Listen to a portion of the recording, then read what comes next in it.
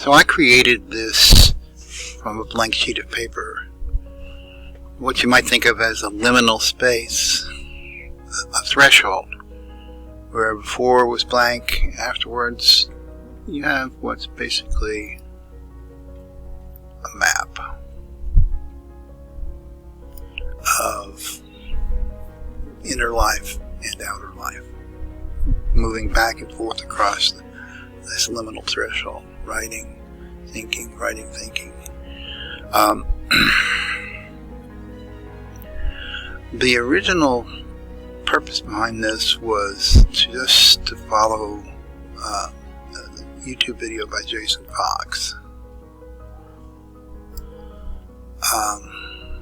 And in order to save time, I had ChatGPT create a summary of the transcript of the podcast that he created. And he pointed me to Carol Cadwalader, who is an investigative journalist and specializing in what happened with Facebook, now Meta, and a surveillance corporation called Palantir. And in her talk, she talks about the digital coup. Interesting. Cadwalader called all these skedaddle the broligarchy, which I think is apt. And there was also a couple of quotes in there. One, that politics flows downstream, from culture, and AI is massively shaping culture. Politics flows downstream from culture, and AI is massively shaping culture. In other words, what's happening now in our world has already been massively shaped by AI. Leading to what? Well, she calls it total information collapse, where nothing ends up being real anymore. Deep fakes, propaganda, misinformation, disinformation, it's all part of the same ugly cloth. There's a lot happening here. One of the things they pointed to me, and I haven't looked into enough, is Timothy Snyder's book on tyranny. And right now, we all have to be asking ourselves, where are we on the continuum of fascism? And I'm always interested in big and small signals. Right about it here.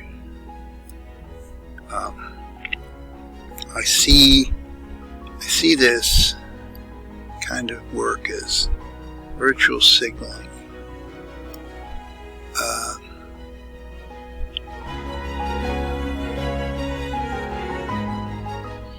And Notebook LM and annotation tools like Hypothesis, for example, are both virtue signaling platforms. I mean, what's the purpose of this stuff? Other than to show that you know how to use the tool, that you are part of the elite managerial class who knows how to handle information. So, but you still have to ask, what do you do with this heap of words?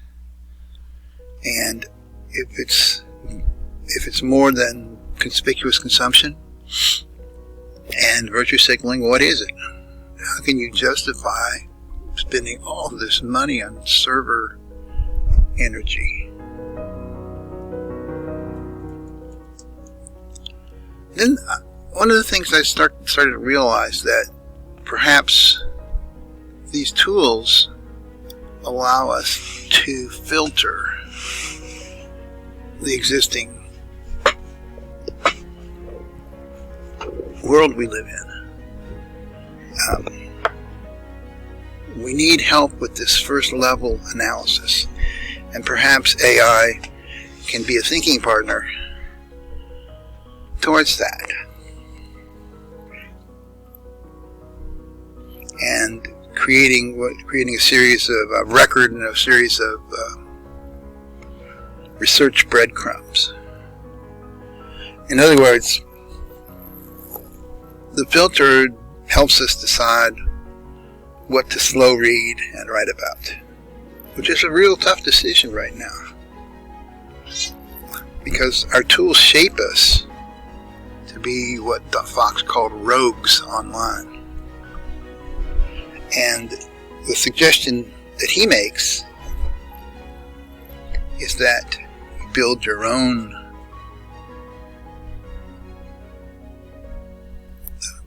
just map, space, place to where you can retreat to, be safe in, be protected from the oligarchy. And so, I thought about this, and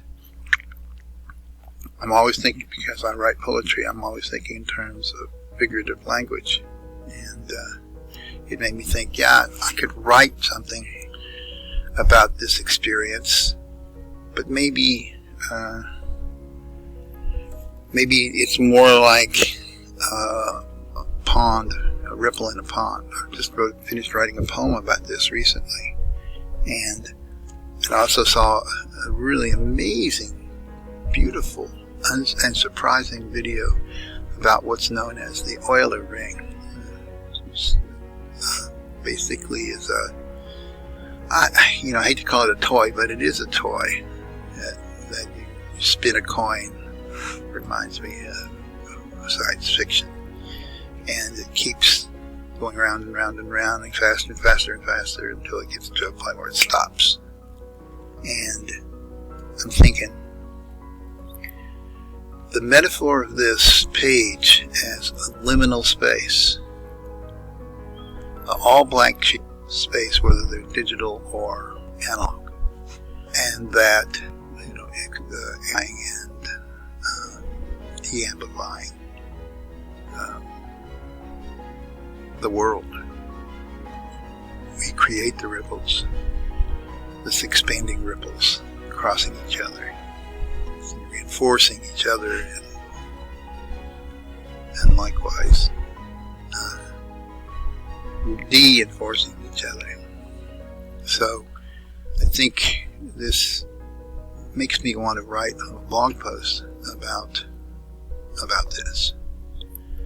And I know this is just kind of brain noodling here, but I think it's important to share how we approach the work and the practice of thinking, researching, writing. That's all I ever did when I was a full-time teacher, was encourage people to ask important questions, get them to explore and research the answers to those questions, and then to share them with others, share their answers with others.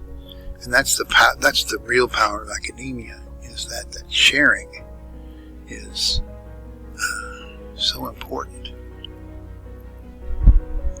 So, just to sum up a little bit, I started with a blank sheet of paper, a liminal space. I watched some videos. I used ChatGPT to summarize them so I could reinforce what is in those videos, because I didn't have time to view everything. And then to continue to think out loud on paper, to create a map of what's going on in my brain, so that I can decide which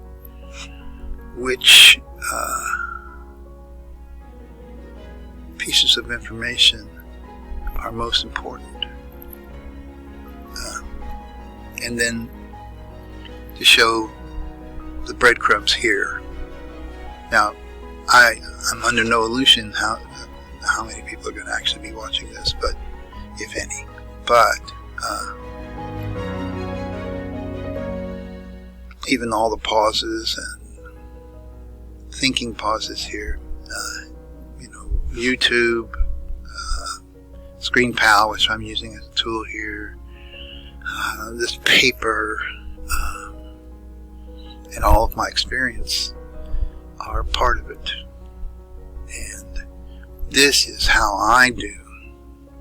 This is my research protocol for answering my research questions.